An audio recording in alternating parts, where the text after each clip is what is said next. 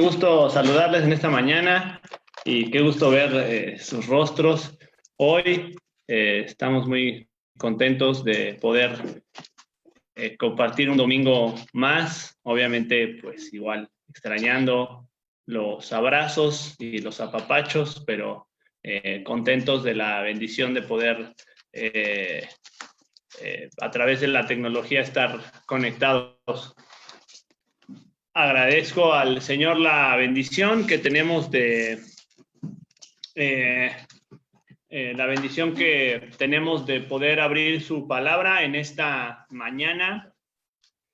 Y gracias, Dircia, por el canto que trae a nuestro corazón un recordatorio bien importante de que Él sigue siendo Dios y está al control de todo. Vamos a abrir nuestras Biblias en el Evangelio de Marcos. En la semana pasada veíamos el último milagro que hacía el Señor Jesús en su ministerio en Galilea. Nos lo explicaba el pastor Coleman.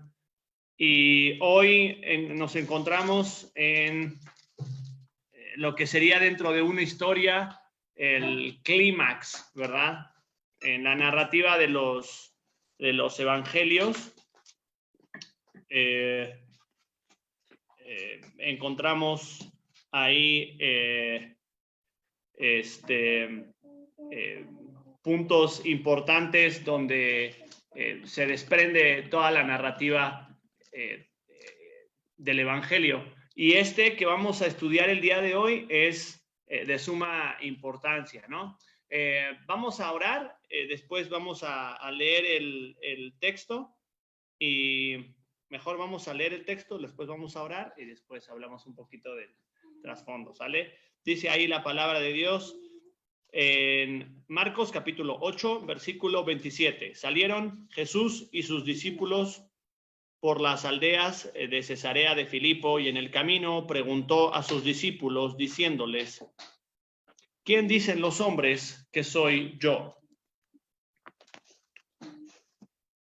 Ellos respondieron, unos Juan el Bautista, otros Elías y otros alguno de los profetas. Entonces él les dijo, ¿y vosotros quién decís que soy? Respondiendo Pedro le dijo, tú eres el Cristo. Pero él les mandó que no dijesen esto de él a ninguno. Y comenzó a enseñarles que le era necesario al Hijo del Hombre padecer mucho y ser desechado por los ancianos y por los principales sacerdotes y por los escribas y ser muerto y resucitar y después de 3 días. Esto les decía claramente. Entonces Pedro le tomó aparte y comenzó a reconvenirle. Pero él, volviéndose y mirando a sus discípulos, reprendió a Pedro diciendo, quítate de delante de mí, Satanás, porque no pones la mirada en las cosas de Dios, sino en las de los hombres. Oramos.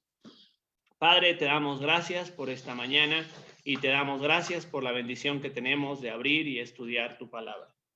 Gracias porque podemos de manera remota estar reunidos y podemos mirar nuestros rostros y podemos abrir tu palabra y podemos escuchar, Señor, de ella el consejo que tienes para nosotros. Señor, oramos que sea tu Espíritu Santo trayendo verdad a nuestro corazón y trayéndonos luz, Señor, a nuestra necesidad. En el nombre de Jesús te lo pedimos. Amén. Muy bien, estaba yo con la inquietud de preparar un estudio, así como fue la otra vez del Día del Padre, y todavía hasta el día de hoy no estaba seguro si hoy era Día del Padre, pero qué bueno que no preparé algo con referencia al Día del Padre, porque creo que no es hoy. Entonces, vamos a seguir con el estudio de la vida de Cristo, y la verdad muy emocionado de que podamos estudiar este texto. Quisiera tomar como una ilustración el pasaje que vimos la semana pasada, así como aquel hombre que era ciego y que el Señor Jesús le dio la mirada, le devolvió la vista de manera paulatina.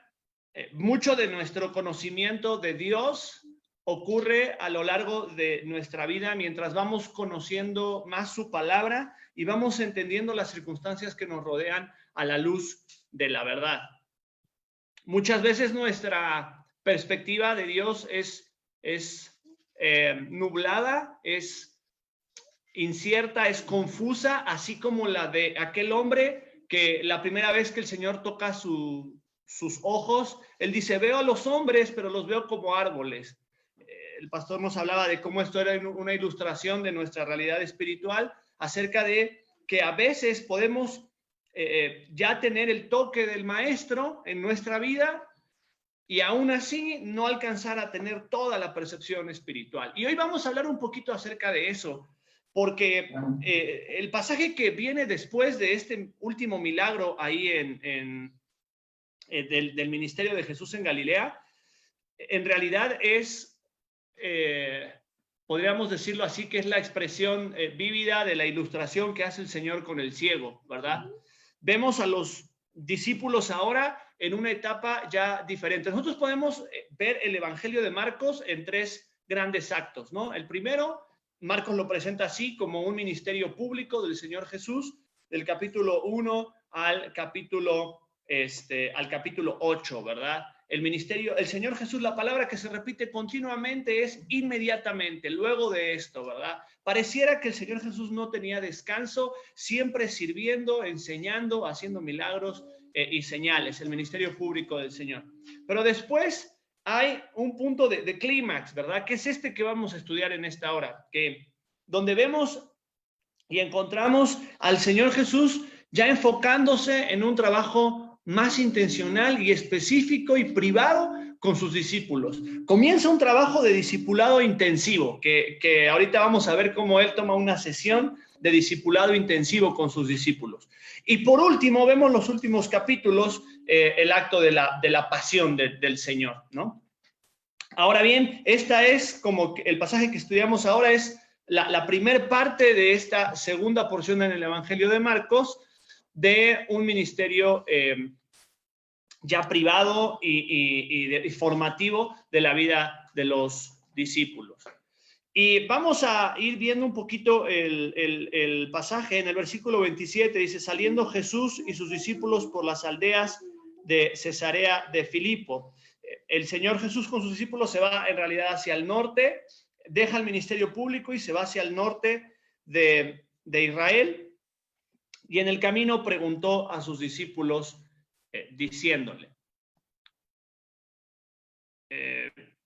Cristo comienza, esta no es una pregunta de ignorancia de parte del Señor Jesús, esta es una pregunta detonadora, esta es una pregunta de un maestro que ya conoce la respuesta, ¿verdad? Es una pregunta, es un método de enseñanza. Una de las herramientas de enseñanza que utilizamos los maestros es la técnica de la pregunta. Y el Señor Jesús la usaba continuamente.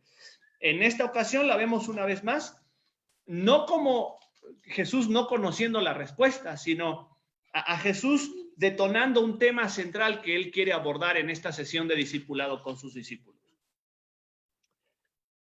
En esta mañana quisiera compartir contigo esa pregunta. También vamos a ver la respuesta.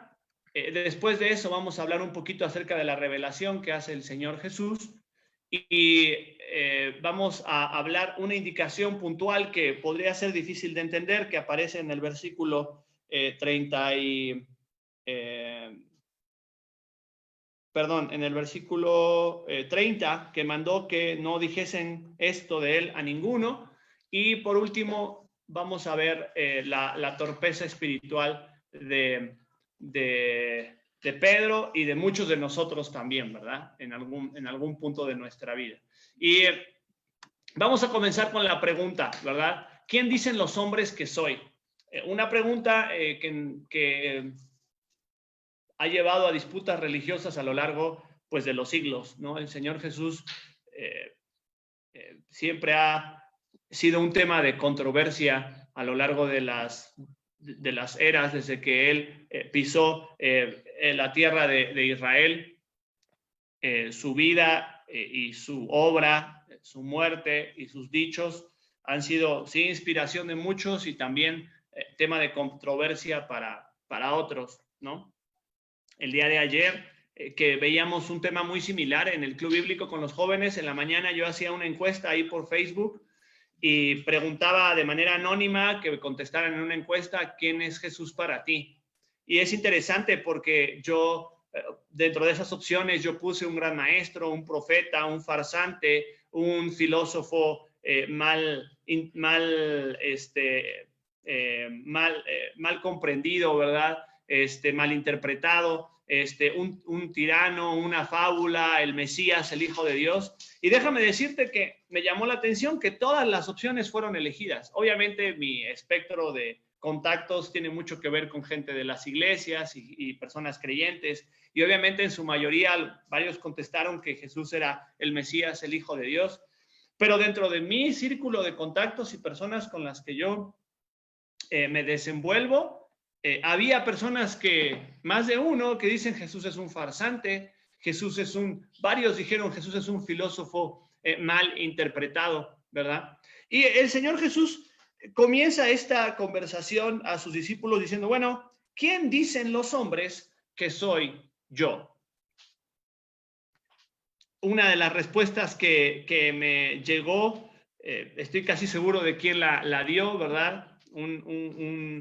Una persona que decía, Cristo es la expresión plena del conocimiento, somos mente, no somos cuerpo.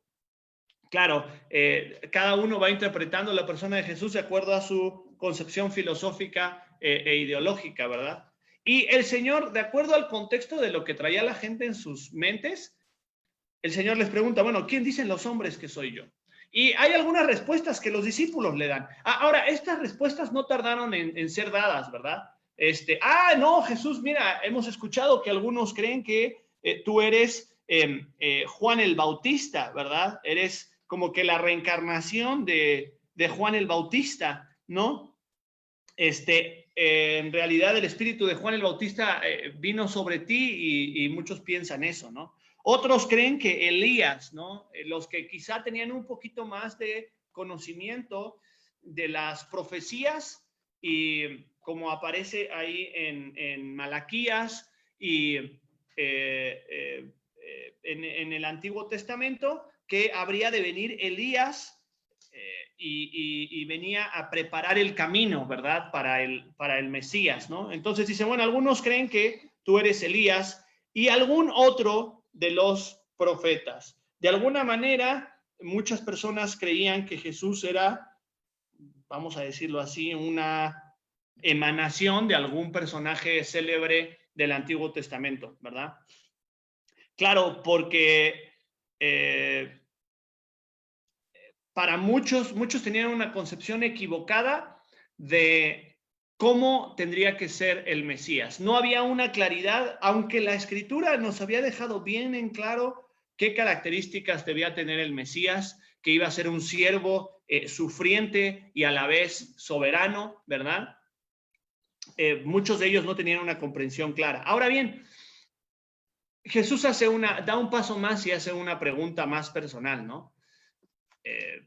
El día de hoy, si hacemos esa pregunta, las respuestas van a seguir siendo dentro del contexto cultural muy parecidas.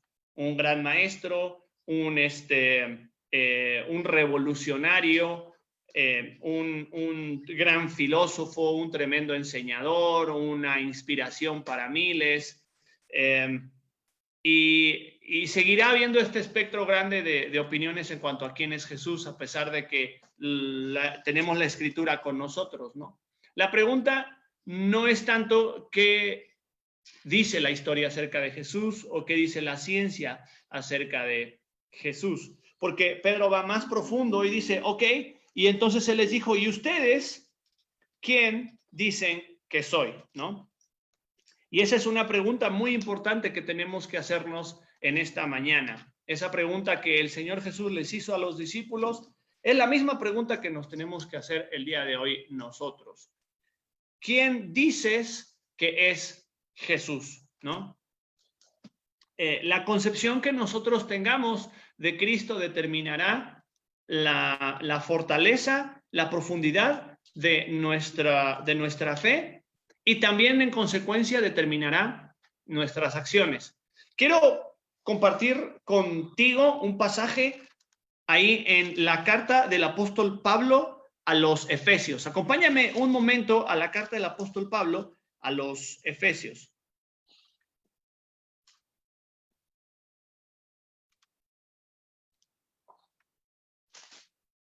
Dice el versículo 14 de Efesios 2, dice Pablo, yo doblo mis rodillas ante el Padre de nuestro Señor Jesucristo. El apóstol Pablo en la carta a los Efesios toma 3 capítulos enteros para explicarnos quién es Cristo y qué significa estar en él y cómo el cuerpo de Cristo toma sentido al entender la grandeza de Jesús y su obra redentora y su carácter divino.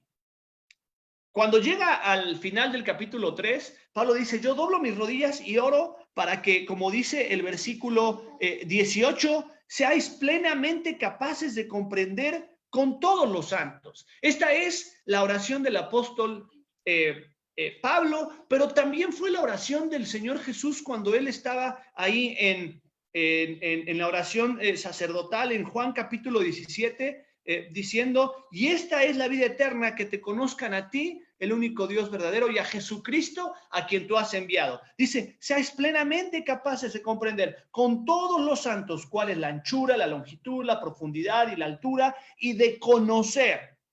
Y es importante entender el trasfondo y la etimología de esta palabra conocer. No significa conocer por referencia, no significa conocer intelectualmente. Nos está hablando de un conocimiento por experiencia, de un conocimiento profundo.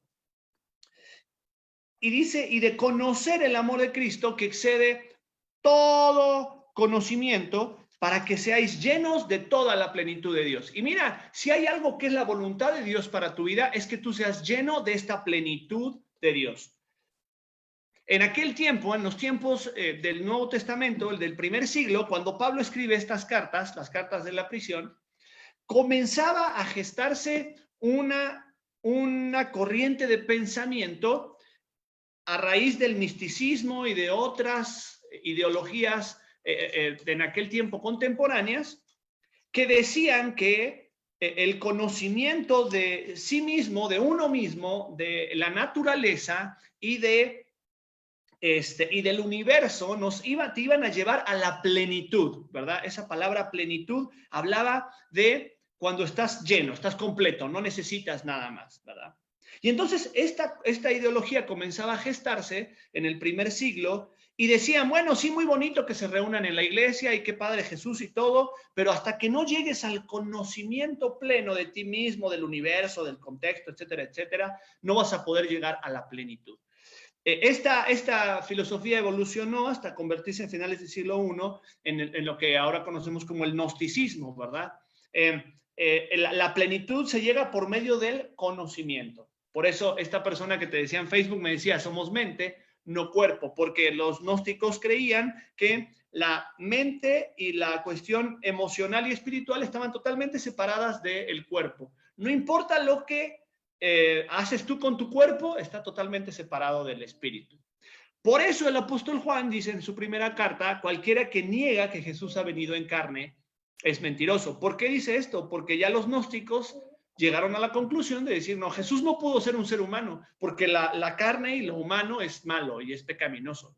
Entonces, Pablo vuelve otra vez nuestro pensamiento a entender y decir, si te das cuenta que la voluntad de Dios para tu vida es que conozcas a Cristo en su máxima plenitud. Muy bien, volvamos ahí a Marcos, capítulo 8, donde estábamos ahora. Y esa es la razón por la que Jesús va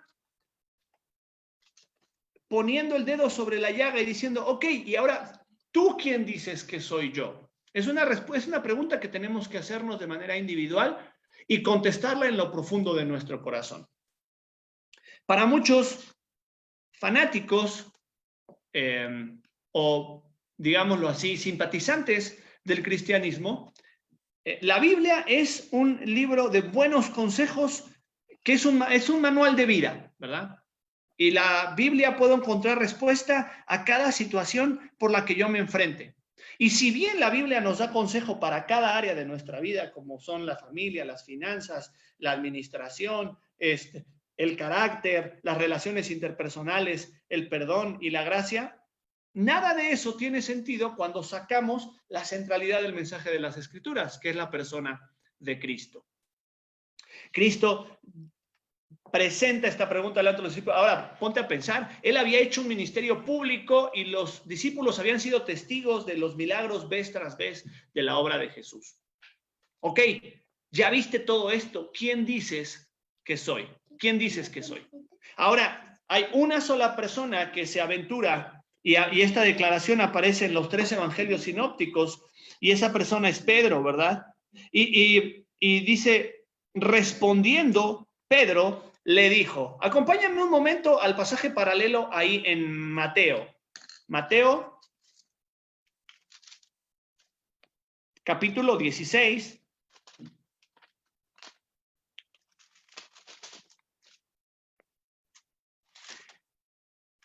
Encontramos la misma respuesta en el versículo 16. Mateo 16, 16. Simón Pedro dijo, tú eres el Cristo, el Hijo del Dios viviente. Ahora, cuando Pedro da una respuesta, no está simplemente diciendo, tú eres el Salvador del mundo. Pedro está declarando con sus labios la convicción a la que él había llegado. Ahora, ninguno de sus discípulos había hecho esta declaración personal al Señor Jesús. Ahora, vemos una realidad de personas antes del nacimiento de Jesús y durante los primeros años de Jesús que creían en esta verdad, pero no encontramos ninguna declaración de sus discípulos. Sí encontramos diciéndole Señor, sí encontramos diciéndole Maestro, pero esta es la primera vez que pareciera que una luz ilumina la mente y el corazón de Pedro y comienza a ver la realidad de lo que es el Evangelio, ¿verdad? El Evangelio que había sido anunciado desde Génesis, capítulo 3, ¿verdad? Y Pedro dice, tú eres el Cristo. Es de destacar 2 palabras ahí que vale la pena detenernos un momento. El Cristo habla de el artículo definido, él quiere decir que es el único en su clase, ¿no? Como cuando hablamos de el sol o la luna, el Brian no, ¿verdad? Porque decimos que es uno en su clase, no hay otro como él, ¿verdad? Quiere decir que Mesías, los judíos solamente esperaban a uno, ¿verdad? Y el Mesías iba a ser el ungido de Dios, la imagen de Dios reinando en la tierra, el evangelio de Dios cumpliéndose. Ahora el Señor Jesús había declarado vez tras vez, arrepentíos, que el reino de los cielos se ha acercado. Juan el Bautista había dicho, arrepentíos, que el reino de los cielos se ha acercado. Pero por primera vez encontramos a los discípulos diciendo, tú eres el Cristo, dice Pedro. Eres el Mesías, eres el ungido de Dios, anunciado por los profetas. Eres el cumplimiento de la profecía, eres el siervo que había de venir. Muy bien, eres el Cristo y dice ahí el Hijo del Dios viviente. Cuando Pedro hace esta declaración, él está diciendo, Señor Jesús, tú no eres solamente un gran maestro, tú no eres solamente un rabí, tú no eres solamente un modelo a seguir, tú no eres solamente una inspiración para muchos. Tú eres el Hijo del Dios viviente. Tú eres la imagen de Dios en la tierra. Tú eres el reflejo, el enviado del Padre, ¿verdad? Cuando tú y yo estudiamos Colosenses, ahí en el capítulo 1, el apóstol Pablo dice, Él es la imagen del Dios invisible, el primogénito de la creación. Cuando dice primogénito, habla de que no es que Él es el primer ser creado, sino que todo lo creado emana de Él, ¿verdad? Dice, Él es antes de todas las cosas y todas las cosas por Él subsisten. Cristo es el artífice de la creación. Él es el verbo que dijo, sea hecho y fue hecho, ¿verdad? Cristo es el creador del universo y el salvador del pecador. Eso es lo que estaba diciendo Pedro cuando dijo, tú eres el Cristo, el Hijo del Dios viviente. Y la pregunta que nos tenemos que hacer en esta mañana es, ¿y quién es Cristo para ti? ¿Qué significa Cristo en tu vida? Porque si Cristo es el Mesías, el Hijo del Dios viviente, entonces no hay una opción diferente que podamos hacer más que nuestra vida esté rendida a los pies de Cristo y para su gloria.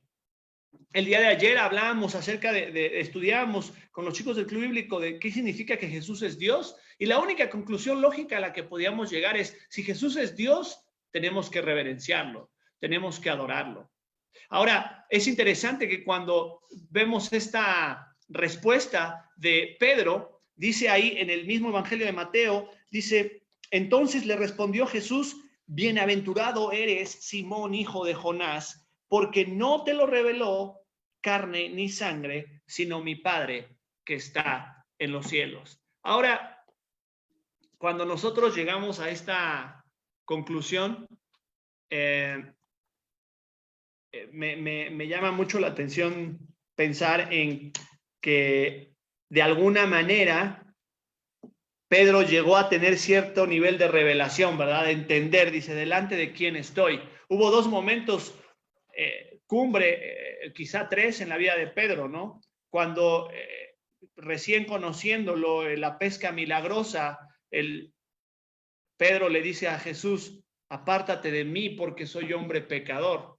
Y él entiende que no estaba delante de un ser humano normal, pero después de pasar algún tiempo con Jesús, su percepción de quién es Cristo va tomando una forma más completa.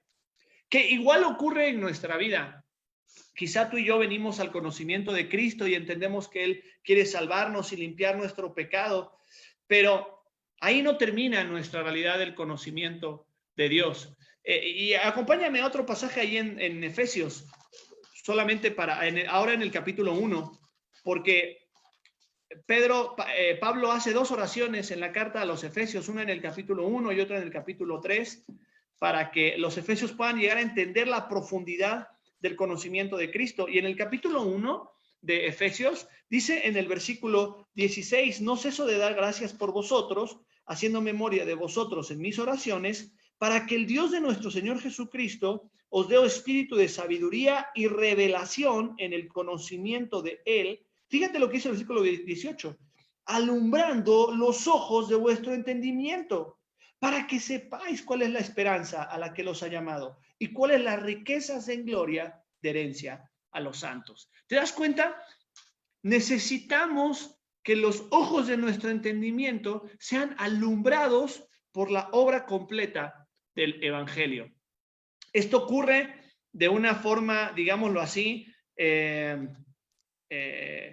real cuando el Evangelio llega a nuestra vida y entendemos nuestra necesidad de salvación.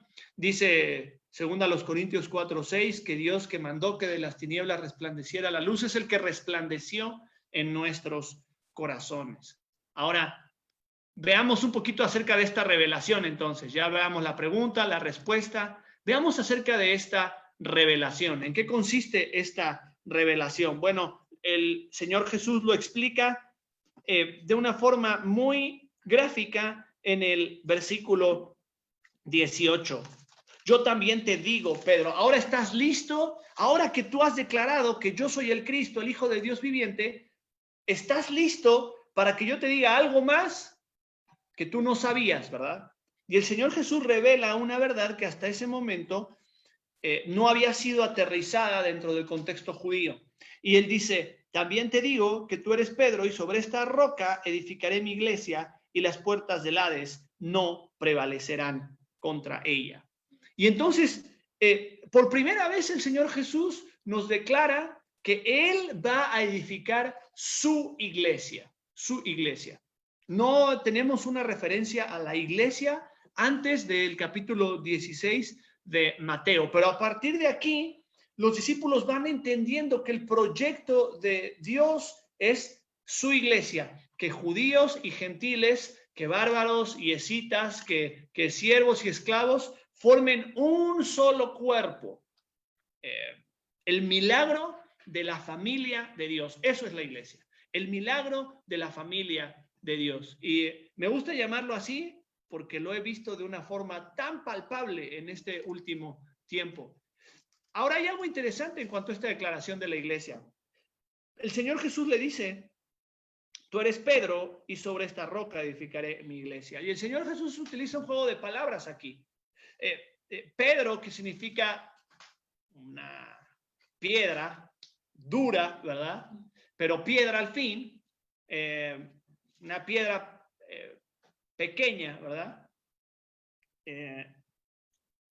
Petros, ¿verdad? Una piedrita chiquita. Dice, tú eres Pedro, tú eres algo pequeño y aparentemente insignificante. Y dice, y sobre esta roca, sobre esta Petra, ¿verdad? Así que obviamente no le estaba diciendo a Pedro que él era la roca, ¿verdad? No tiene ninguna congruencia con toda la armonía que nosotros vemos a lo largo de la Escritura en el Nuevo Testamento.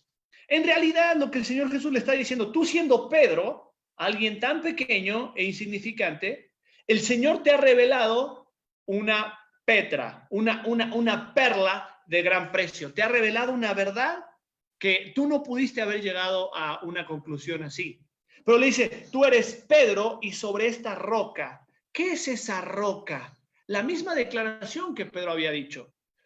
Tú eres el Cristo, el Hijo del Dios viviente. Cuando nosotros vamos a Efesios, a Colosenses, nos damos cuenta que Pedro dice, que el apóstol Pablo dice, esta iglesia es edificada sobre la piedra angular, dice el apóstol Pedro después también en el capítulo 5, en la primera carta, dice, Cristo es la piedra angular sobre la cual se edifica la iglesia.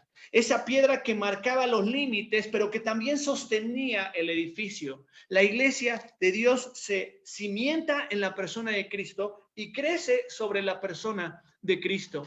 La verdadera iglesia de Dios es la iglesia que Cristo edifica. No es obra de ningún hombre. La iglesia no le pertenece a ningún pastor, a ningún líder, a ningún profeta, a ningún apóstol. Jesucristo dijo, yo edificaré mi iglesia. La iglesia le pertenece al Señor. Y tú y yo, si formamos parte de la iglesia de Dios, somos parte de este hermoso milagro de la familia de Dios. Y déjame decirte algo, yo lo he visto de una manera tan palpable en este último tiempo. Esta semana, el miércoles, nos reunimos con un grupo de jóvenes ahí en Colombia, con el pastor Leonardo, y nos reunimos y nos sentamos y parecía que era una reunión familiar. Y 2 semanas atrás, con el grupo de jóvenes, nos reunimos con un grupo de Neuquén, en Argentina. Y hace 3 semanas estuve con una iglesia en Río Negro, en Argentina, y luego estuve en una iglesia en Buenos Aires la semana pasada.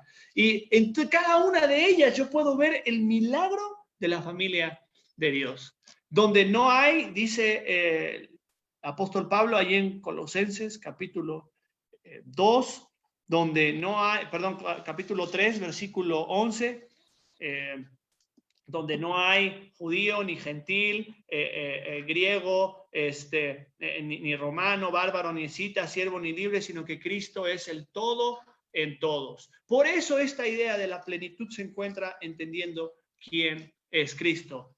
¿Quién es Cristo para ti? ¿Quién es Cristo para ti?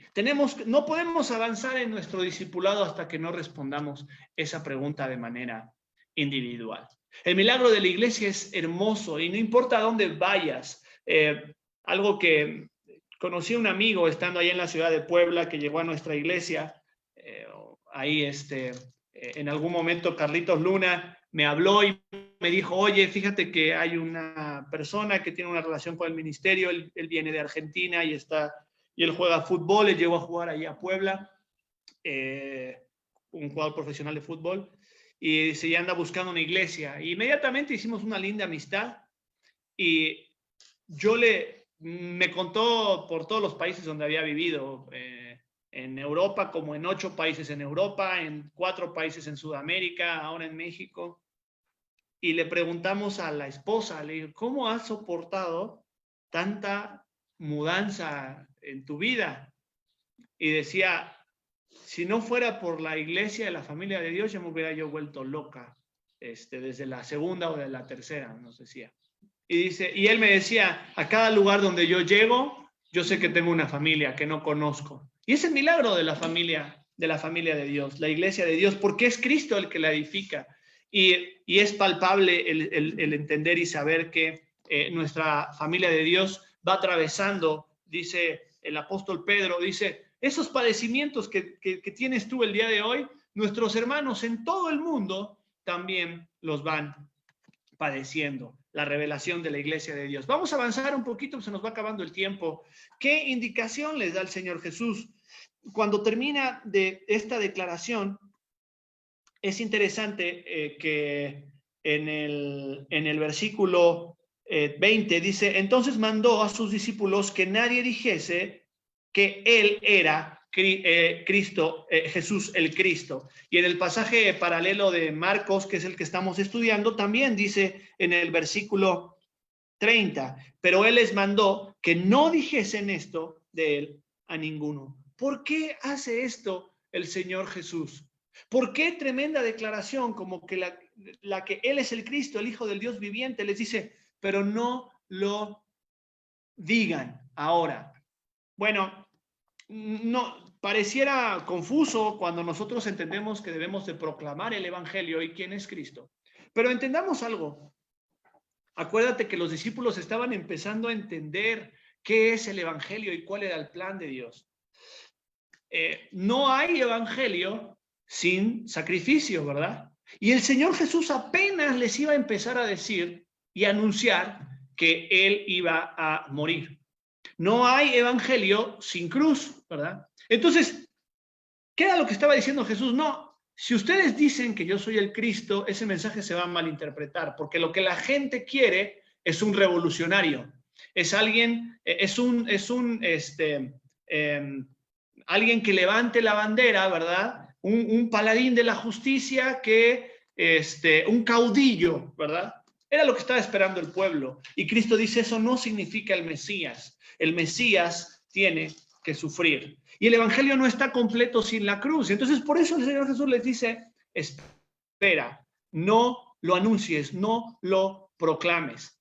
Y entonces, cuando el Señor Jesús da una enseñanza y Él dice, fíjate lo que dice después en Marcos capítulo 8, versículo 31, y comenzó a enseñarles que le era necesario.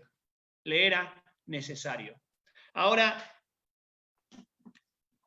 tanto en el pasaje de Marcos como en el de Lucas, como en el de Mateo, utiliza esta expresión que nos dice que le era necesario. Padecer mucho, ser desechado, ser muerto y resucitar después de 3 días. No era esto una simple premonición que hace el Señor Jesús.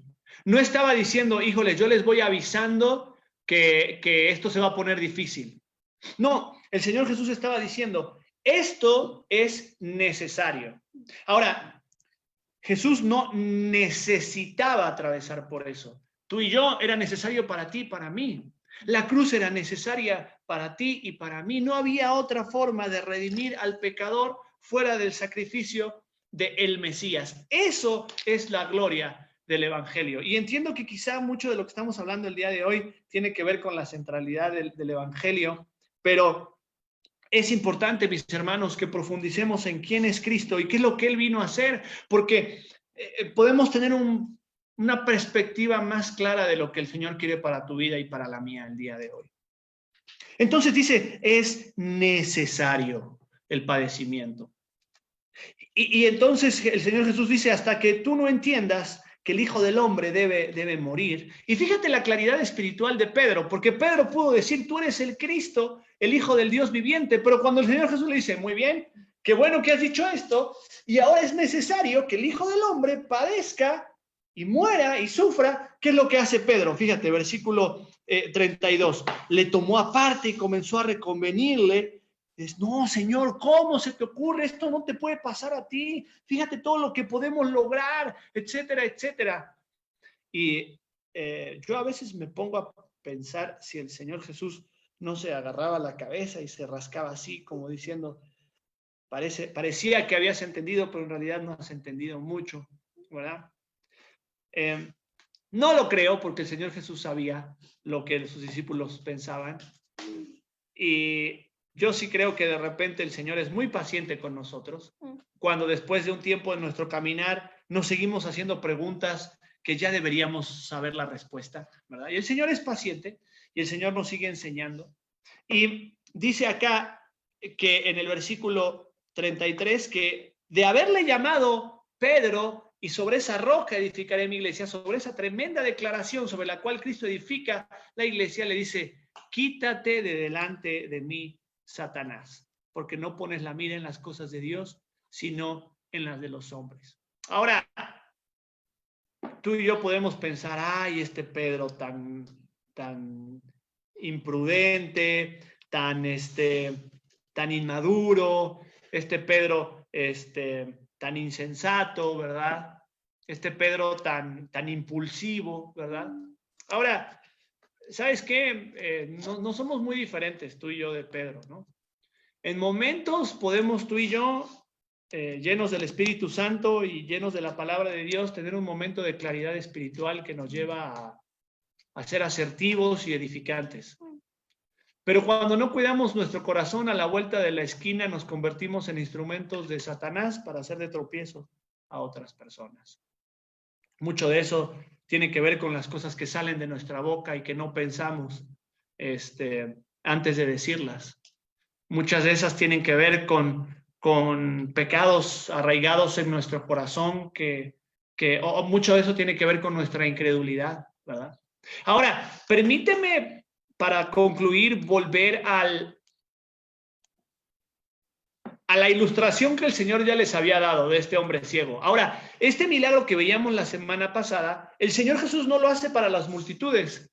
Si recuerdas, el pastor nos enseñaba cómo el Señor saca de la aldea a este ciego y solamente sus discípulos son testigos de este milagro. El Señor Jesús no tenía que hacer un milagro en dos etapas. El pastor nos explicaba cómo el Señor Jesús no era que se equivocó en la primera y por eso lo sanó a la segunda. No, Él quería ilustrarnos lo que ocurre en nuestro caminar espiritual cuando vamos viendo la luz, ¿verdad? Antes éramos ciegos, vamos a ir paso por paso, éramos ciegos y no teníamos vista espiritual. El Evangelio llega a nuestra vida y gradualmente empezamos a desarrollar lo que la Biblia llama como discernimiento, esa capacidad de distinguir lo bueno de lo malo, lo pecaminoso de lo justo, lo santo de lo impío. Pero nuestra vista sigue siendo corta. Nuestros prejuicios y paradigmas nos impiden tener un discernimiento espiritual completo. Es importante añadir a nuestra fe disciplinas de la vida espiritual. Por eso el apóstol Pedro nos dice, ok, ya que conoces el Evangelio, añade a tu fe virtud, a la virtud conocimiento, al conocimiento dominio propio paciencia, a la paciencia afecto fraternal, al afecto fraternal amor. Y dice, si estas cosas están en vosotros y abundan, no os dejará estar ociosos y sin fruto. Pero hay un versículo que a mí me llama la atención, ahí en 2 de Pedro, en el capítulo, en ese pasaje, en el capítulo 1, y como ese no me lo aprendí de memoria, se los voy a leer. Creo que justo esa página de la Biblia, la voy a leer acá porque la voy a leer en esta, dice en el versículo 2 de Pedro 1, 9, aquí lo tengo, perdón. Dice así, pero el que no tiene estas cosas tiene la vista muy corta, es ciego, habiendo olvidado la purificación de sus antiguos pecados. Cuando tú y yo no profundizamos en las verdades de la Escritura y crecemos en nuestro caminar en el Señor, ejercitando las disciplinas espirituales y mirando el carácter de Cristo, poco a poco vamos perdiendo esa vista. Es como aquel hombre de la semana pasada que dice, sí, los veo los hombres, pero los veo como árboles, no veo con claridad. Dice, tiene la vista muy corta. Logras ver, pero no logras discernir. ¿Te das cuenta? Inmadurez espiritual.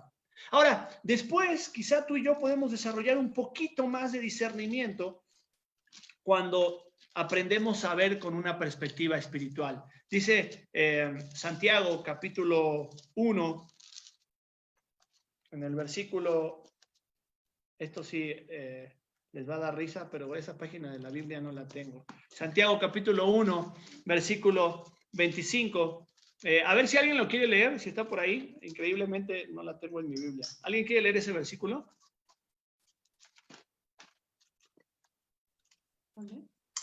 Dice Santiago capítulo 1, versículo 25, mas el que mira atentamente en la perfecta ley, la de la libertad, y persevera en ella, no siendo oidor olvidadizo, sino hacedor de la obra, este será bienaventurado en lo que hace.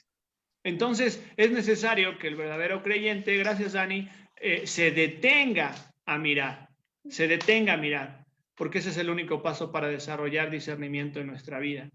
Y es entonces cuando logramos mirar hacia adentro, a nuestro propio interior y discernir espiritualmente. Ahora, es ahí donde Dios entonces trae a nuestra vida. Quiero ser cuidadoso con esta palabra, porque la palabra revelación tiene que ver con lo que Dios nos dejó y que está escrito en su palabra. Pero nos trae a la luz verdades que en otro momento no habíamos entendido. Hay un pasaje que a mí me encanta y me emociona mucho pensar en cuanto a cómo Dios da a conocer sus verdades puntuales a aquellos que le buscan de corazón. Dice el libro de Salmos, capítulo 25, versículo 11, dice así, se los voy a leer. Dice Salmos 25, versículo 14, la comunión íntima de Jehová es con lo que le temen, a ellos dará a conocer su pacto. Y la nueva versión internacional dice, Dios da, a ver, ¿cómo dice Ana? El Señor brinda su amistad a quienes le honran y les da a conocer su pacto. Dice, les da a conocer su pacto, ¿no? Otra versión dice, Dios le da a conocer sus secretos a los que le temen. Y sabes, ahí me encanta pensar en que Dios va mostrándonos discernimiento espiritual en la manera en la que vamos creciendo. Los secretos y los misterios que Dios ha decidido revelar para nosotros. Ahora ya no tenemos excusa, ahora tenemos toda la revelación de la Biblia. Ahora, cuando nosotros vemos, y poníamos a Pedro como ejemplo, ¿verdad? Vemos como Pedro mirando a Jesús, entendiendo algunas verdades, dando una declaración por revelación divina, después en su insensatez e inmadurez. Pero, ¿sabes? Dios no había terminado de trabajar con Pedro. El Señor Jesús siguió trabajando y él logró llegar a un discernimiento espiritual, que por eso dijo lo que él dijo en su segunda carta, que no seamos cortos de vista y que no olvidemos lo que el Señor Jesús hizo en un principio. Dios no había terminado de trabajar con Pedro. El otro día platicaba con mi hija, que está leyendo un libro de Charles Swindoll, muy recomendable, de la vida del apóstol Pedro, cincelado por la mano del maestro. Y hablábamos de cómo Dios no se cansa con nosotros. Dios sigue trabajando en nuestra vida y nos ilustra la importancia de enfocar nuestra vista espiritual. Necesitamos el toque de Cristo, una relación íntima con Él, acercarnos a su palabra y dejarnos guiar por su espíritu. Y como los discípulos que podían ver algunas cosas de la revelación de Cristo y no podían ver claramente, quizá tú y yo no alcanzamos a entender todo, ¿no? Como nos decía Dilce hace rato, nos cuesta trabajo entender el porqué de las circunstancias, pero el mirar al Señor y el mirar su palabra nos permite descansar en la confianza, saber que hay cosas que no necesito saber, pero también entender muchas de ellas desde una perspectiva espiritual. ¿Quién es Jesús para ti? ¿Has abierto los ojos a esta verdad de que Él es Cristo, el Hijo del Dios viviente? ¿Has entendido el Evangelio? Quizás has entendido el Evangelio, pero quizá pareciera que te cuesta trabajo poner las piezas del rompecabezas en su lugar. O déjame preguntarte, ¿has renovado tu mente a la luz de la palabra de Dios para tener esa vista clara que el Señor quiere que tengas? Bueno, vamos a orar, vamos a darle gracias a Dios por su palabra en esta hora. Se nos ha terminado el tiempo, pero te animo a que ahí donde estás, en tu lugar, puedas inclinar tu rostro y que el día de hoy podamos venir delante del Señor, ¿verdad? Esta es una verdad central del cristianismo. Él es el Mesías, Él es el ungido de Dios, aquel anunciado por los profetas y que había de entregar su vida. Él es la imagen de Dios invisible, Él es el creador de todas las cosas, y Él es digno de nuestra alabanza. Te animo a que ahí donde estás, en tu lugar, puedas darle gracias a Dios por su revelación, por quién es Jesús. Señor, te damos gracias por que viniste a este mundo, Señor, y porque te fue necesario, no por ti, sino por nosotros, Señor, te fue necesario padecer y morir y entregar tu vida, Señor, para salvar a pecadores como nosotros. Gracias porque la vida toma sentido cuando te conocemos. Y gracias, Señor, por el milagro de tu iglesia, de tu familia, Señor, que nos permite ser edificados y Señor, vemos el milagro de tu carácter a través de tu iglesia. Señor, gracias por que a pesar de nuestra insensatez e inmadurez espiritual, Señor, tú no te cansas de nosotros. Danos claridad, Señor, y ayúdanos a desarrollar discernimiento espiritual para caminar en la verdad en nuestra vida. Te damos gracias por este tiempo y por tu palabra. En el nombre de Jesús. Amén.